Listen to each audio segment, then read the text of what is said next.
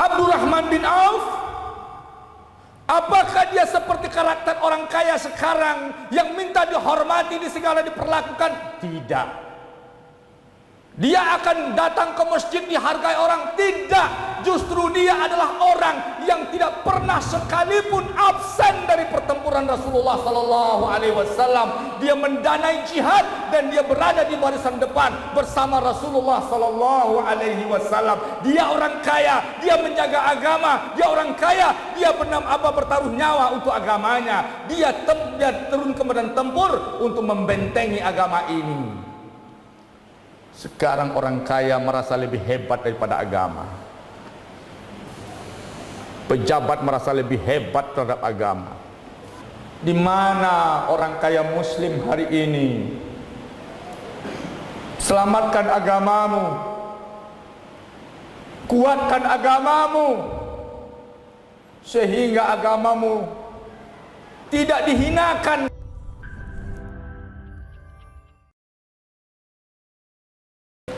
Alhamdulillahi Rabbil Alamin, wa bihi nasta'in ala umuri dunya wad din. Ashhadu an la ilaha illallah wahdahu la syarika lah, wa nahnu nashhadu anna Muhammadar Rasulullah la nabiyya ba'da.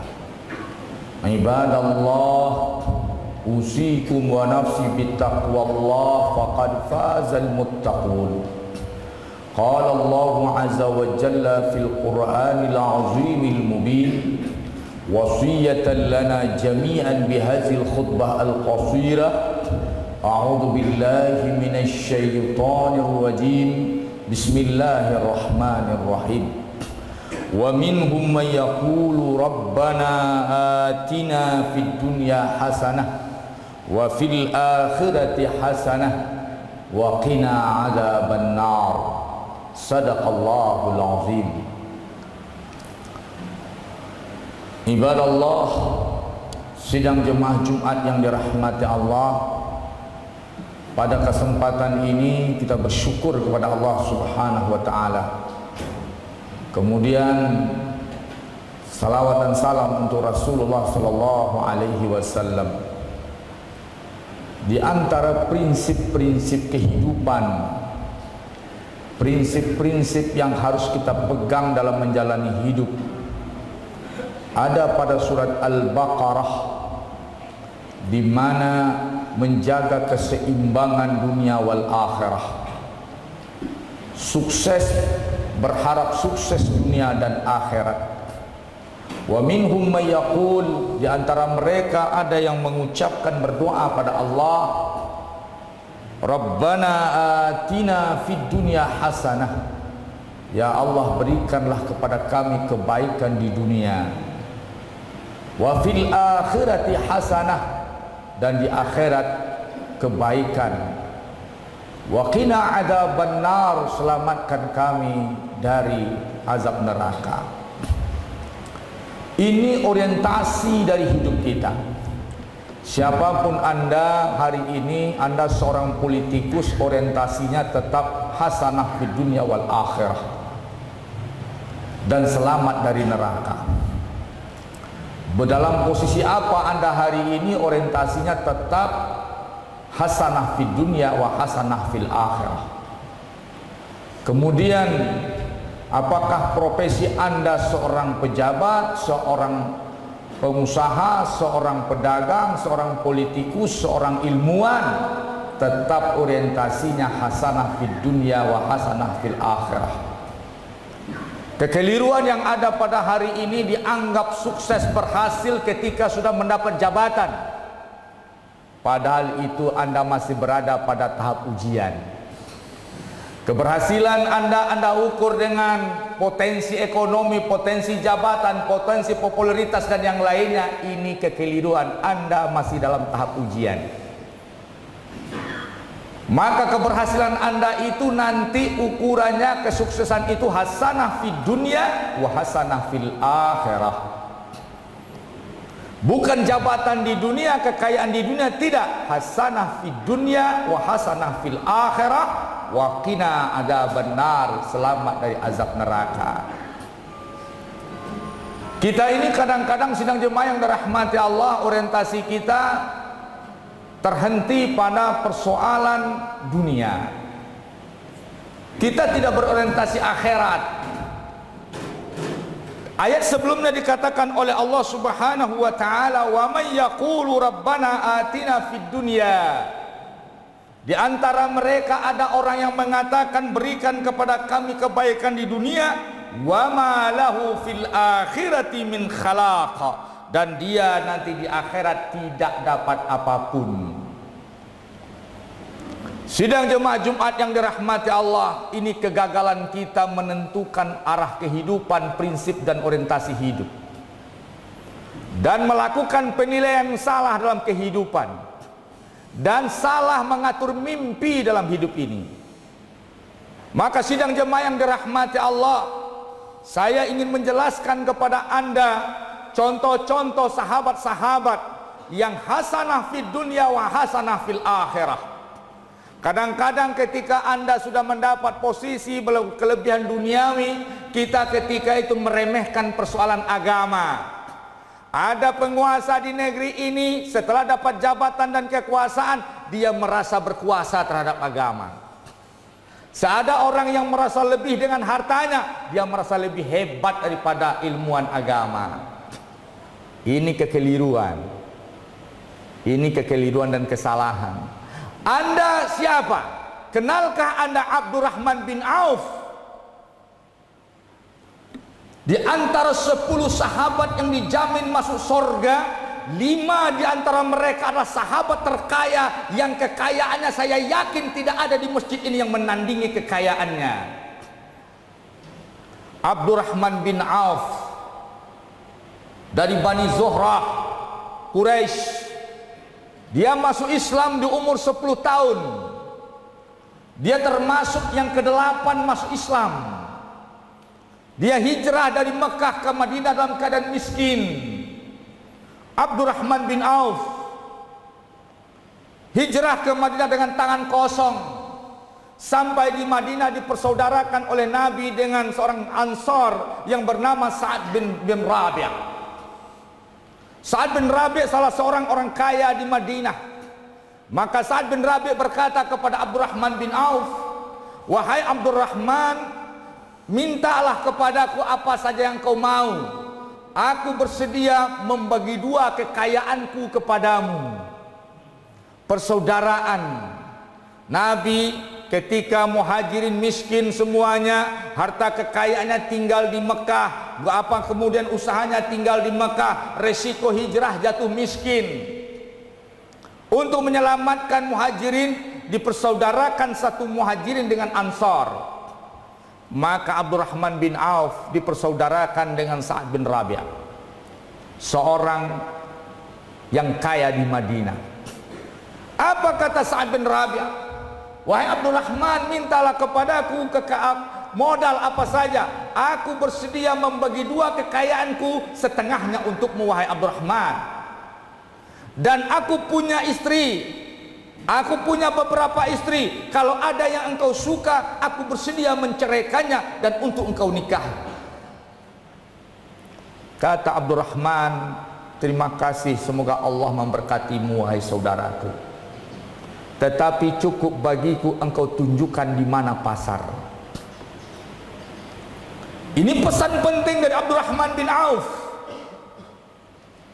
Ketika ditawarkan kekayaan, dia tidak mau. Dia punya harga diri, budi pekerti tinggi. Terus dia minta, di mana pasar? Tunjukkan pasar kepadaku. Umat Islam wajib melirik pasar. Sidang jemaah Jumat yang dirahmati Allah, setelah itu Abdurrahman bin Auf berprofesi menjadi pedagang. Tahukah Anda berapa kekayaan Abdurrahman bin Auf setelah dia meninggal dunia? Kekayaannya dihitung oleh para peneliti 6 triliun 212 miliar 688 juta rupiah. 6 triliun 212 miliar 688 juta rupiah. Apakah dia mendapat kekayaan ini karena dia pelit terhadap Islam? Apa rahasia kekayaannya? Karena dia orang kaya yang sangat dermawan. Abdurrahman bin Auf, orang kaya yang luar biasa. Suatu hari Nabi berkata, "Wahai saudara-saudara, aku akan membawa pasukan ke medan tempur. Kumpulkan infak kalian." Maka langsung Abdurrahman bin Auf meninggalkan pasar. Dia pergi ke rumahnya. Kemudian ketika itu dia kembali kepada Rasulullah. "Ya Rasulullah, aku punya harta 4.000 dinar. Maka 2.000-nya di jalan Allah, 2.000-nya untuk keluargaku. Dibagi duanya hartanya. Ini di jalan Allah, wahai Rasulullah." Ketika perang Tabuk, sidang jemaah yang dirahmati Allah, Nabi akan menghadapi pasukan Romawi di perang Tabuk. Kondisi yang sangat luar biasa beratnya. Maka ketika itu Abdurrahman bin Auf, penyumbang terbesar, dia datang membawa 200 auqiyah emas. Bilangan emas yang paling besar itu auqiyah. Dia datang membawa 200 auqiyah emas. Ketika itu sedang jemaah yang dirahmati Allah, Umar berbisik kepada Rasulullah, "Ya Rasulullah, Abdurrahman bin Auf telah berbuat, mungkin Abdurrahman bin Auf berbuat dosa." "Kenapa wahai Umar?" "Dia tidak meninggalkan hartanya, tidak menyisakan hartanya untuk keluarganya. 200 auqiyah emas. Kayaknya dia tidak menyisakan harta untuk keluarganya." Rasulullah langsung berkata, "Hai Abdurrahman, adakah engkau sisakan hartamu untuk keluargamu?"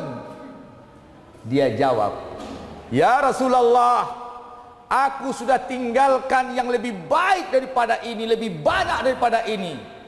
"Berapa wahai Abdurrahman?" "Sebanyak rezeki yang masih dijanjikan Allah Subhanahu wa ta'ala. Aku titipkan kepada keluargaku Allah dan Rasulnya."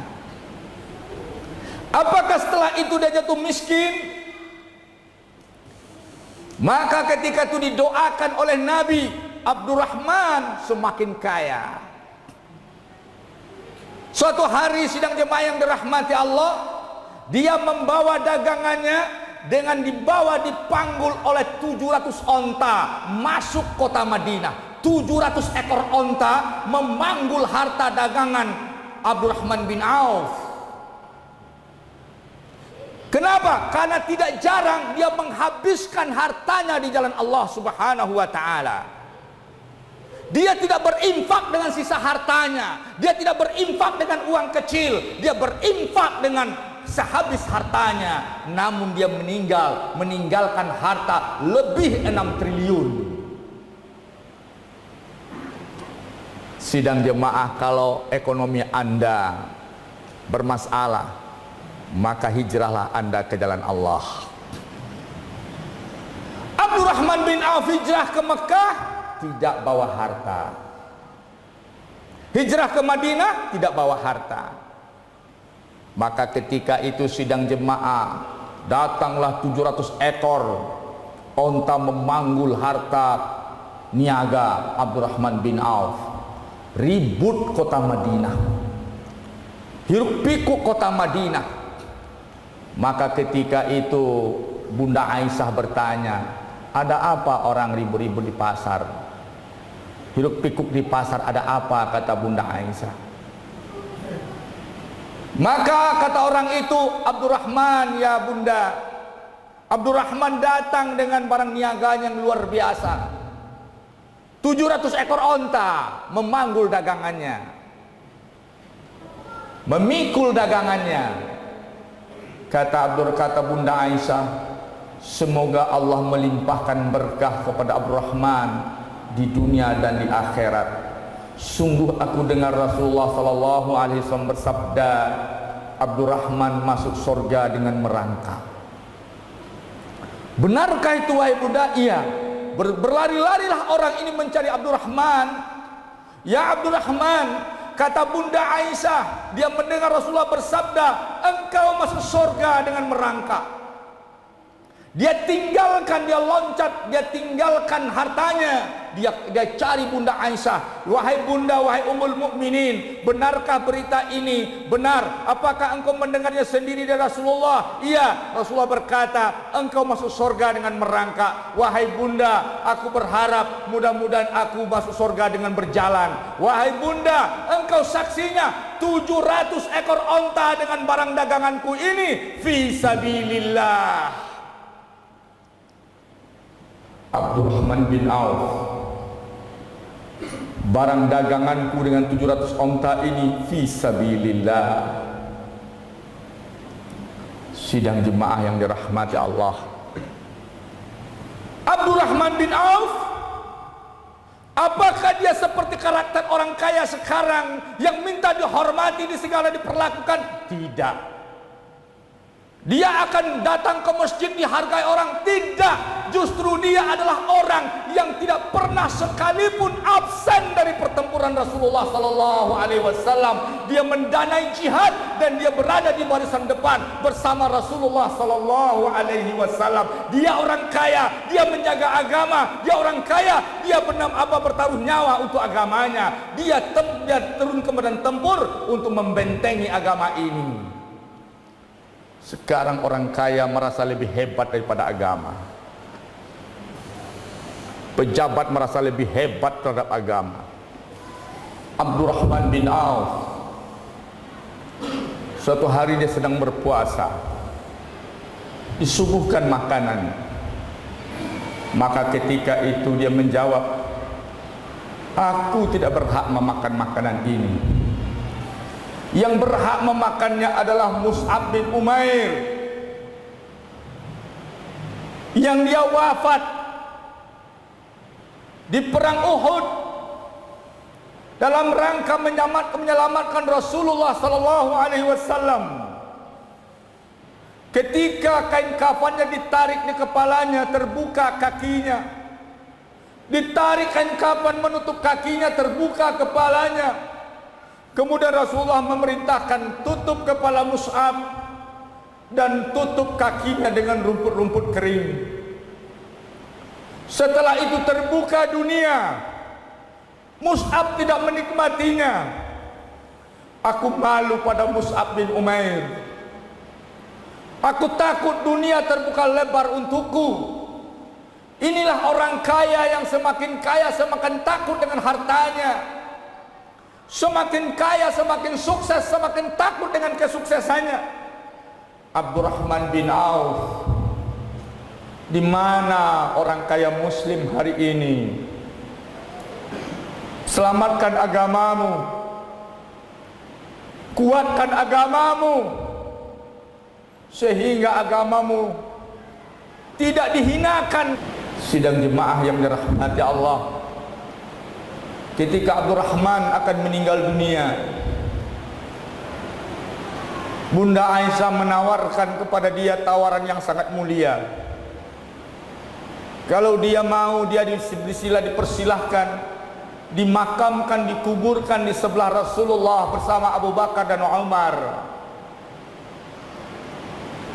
Tapi apa kata Abdurrahman bin Auf?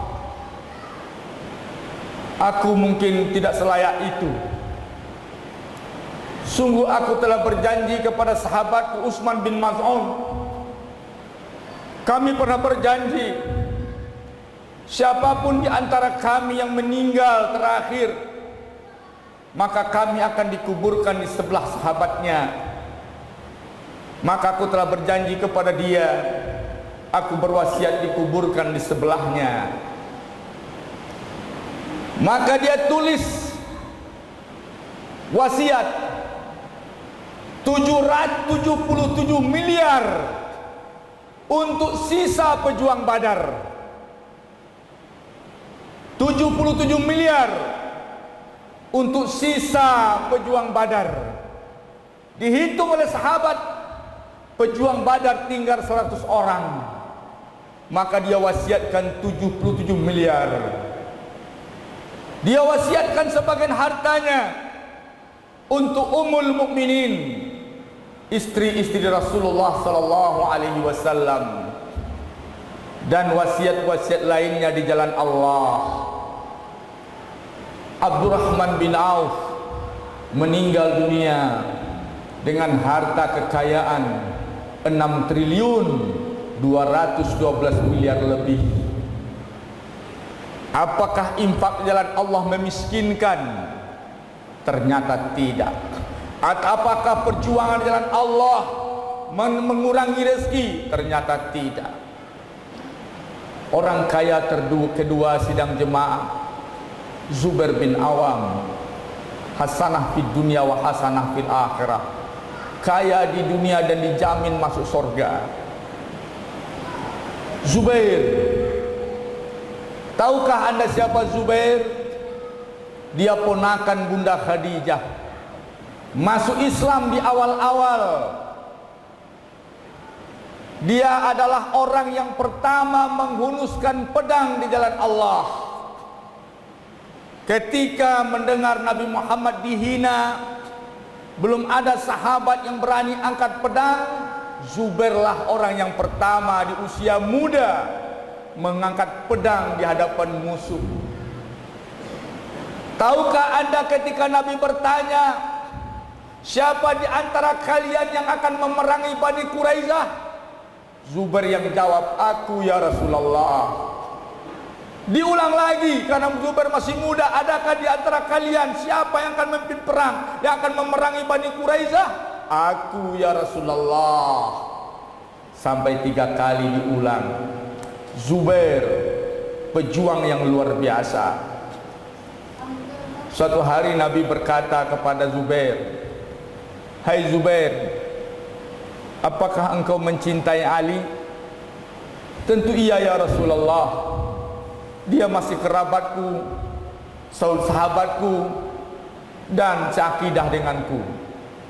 Wahai Zubair, ingatlah, satu saat engkau akan memerangi Ali, sedangkan engkau berada di pihak yang salah. Engkau berada pada fitnah. Maka sidang jemaah yang dirahmati Allah, ketika perang Bani Umayyah, Muawiyah dengan Ali, Zubair, ketika itu sidang jemaah termasuk orang yang membuat Ali, diingatkan oleh Ali ketika itu Zubair, ingatkah engkau dengan hadis Rasulullah? Dia menanya, cintamu kepadaku? Dan engkau menjawab iya. Kemudian Nabi mengatakan, suatu saat engkau akan memerangiku. Hari ini engkau memerangiku, wahai Zubair. Tetapi kata Ali, aku memaafkanmu. Wahai Ali, aku khilaf. Maka berpelukanlah 2 sahabat yang mulia ini. Kemudian Zubair bin Awam pergi solat. Sedang solat datang pengkhianat, tukang adu domba. Ditusuknya Zubair dalam solat. Meninggal Zubair. Ali meneteskan air mata, menerima pedang Zubair. Inilah pedang Zubair. Zubair terkenal dengan pedangnya. Inilah pedang Zubair. Sampai Ali ketika itu mencium pedang Zubair, dan dia datang ke kuburan Zubair. Sesungguhnya aku berharap di hadapan Allah aku berkumpul bersama Zubair, Tolhah dan Utsman. Kami kembali berkumpul di hadapan Allah Subhanahu wa taala. Berapa Zubair bin Awam meninggalkan kekayaan? 3 triliun 543 miliar 724 juta 800 ribu rupiah ukuran uang kita. Sahabat-sahabat pejuang, cinta agama, berjuang terdepan dan diandalkan oleh Rasulullah sallallahu alaihi wasallam dengan pedangnya. Dia bukan orang miskin. Pejuang-pejuang itu bukan orang bodoh. Dia adalah pengusaha-pengusaha sukses, tapi cinta agamanya. Hari ini Islam butuh tokoh-tokoh yang menyadari kembali perannya untuk agama ini. Tanamkan prinsip yang pertama, hasanah fid dunya wa hasanah fil akhirah. Qul, katakanlah, inna solati, sesungguhnya solatku, wa nusuki dan nusukku, wa mahyaya hidupku, wa mamati dan kematianku lillahi rabbil alamin. Jadikan hidup anda, potensi anda, kecerdasan anda lillahi rabbil alamin. Jangan anda tertipu dengan cerita orang banyak. Sesungguhnya wa in tuti aktsara man fil ardi, kalau ikuti orang banyak di muka bumi, yudilluka an sabilillah, kamu akan disesatkannya dari jalan Allah. Hari ini orang lebih percaya koran daripada Quran. Telah terjadi pergeseran. Dulu Quran bacaan harian, sekarang koran harian. Dulu Quran menu harian, sekarang koran menu harian. Maka sidang jemaah terjadilah pergeseran. Kemana? Tidak lagi berpedoman kepada Quran.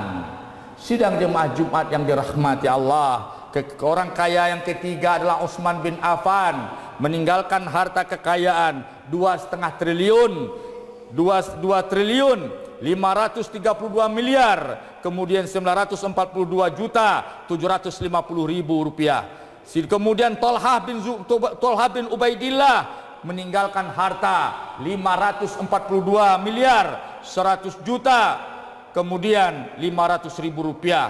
Kemudian Sa'ad bin Abi Waqqas meninggalkan 15 miliar lebih. Tahukah anda mereka ini semuanya pejuang-pejuang di jalan Allah? Tahukah anda Sa'ad bin Abi Waqqas yang memimpin perang Qadisiyah? Mereka orang kaya yang kemudian berlumpur di jalan Allah Subhanahu wa taala. Mereka orang kaya yang berjuang langsung di jalan Allah. Inilah prinsip-prinsip orang kaya di kalangan sahabat, prinsip pengusaha di kalangan sahabat. Semoga anda adalah pengganti mereka di zaman akhir ini. Sidang jemaah Jumat yang dirahmati Allah, fa'tadu ya ulil absar la'allakum turhamun.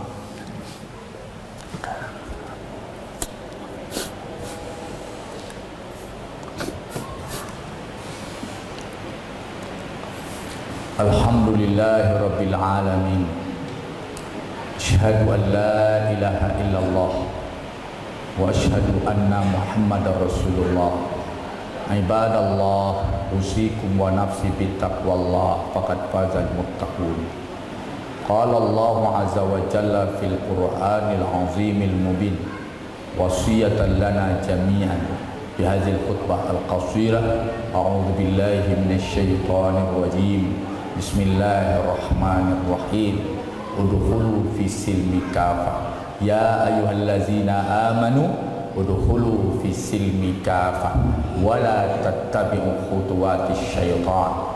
Ini di antara prinsip yang ketiga. Prinsip pertama tadi sidang jemaah, orientasi hasanah di dunia wa hasanah fil akhirah, dan selamat dari neraka. Prinsip kedua, qul inna solati wa nusuki wa mahyaya wa mamati lillahi rabbil alamin.